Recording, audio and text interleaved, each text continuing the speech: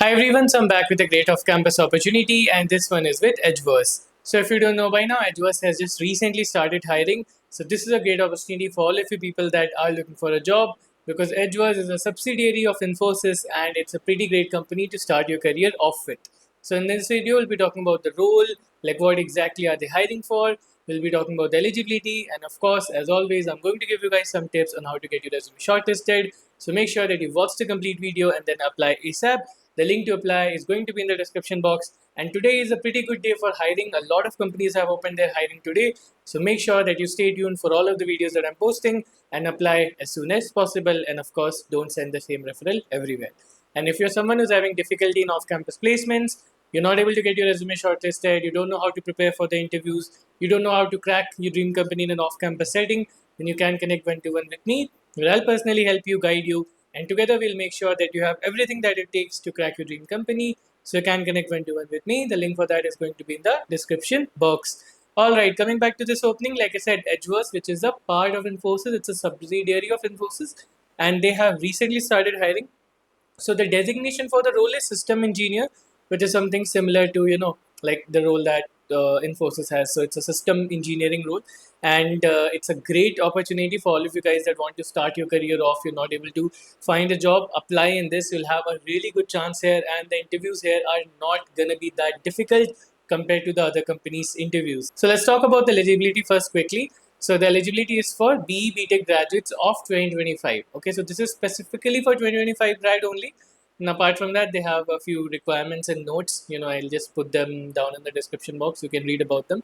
But the main point is that you should be a 2025 graduate to be apply for this. Okay, you're gonna have three or four different locations. I think you have Bangalore, Chennai, Hyderabad, Pune. Yeah, so you have four different locations in which the work will be there, in which you can go and apply for.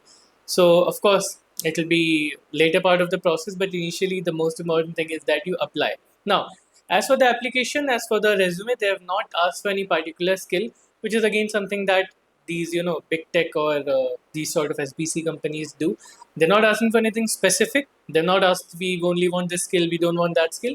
But it's sort of a generic requirement they've put. They're not asking for something specific like we want JavaScript related tech stack, we want Java, or we want Python, right? It's sort of a basic thing. So, how do you prepare your resume for this? First of all, the general requirements, of course, because there's nothing specific.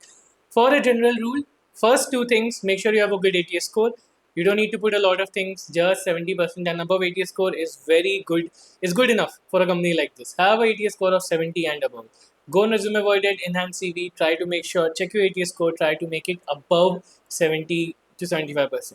Apart from that, use a good resume template. I've seen so many bad templates. Like, don't use a template that is not going to be worthy of getting selected. Have a one-page decent resume template from Overleaf.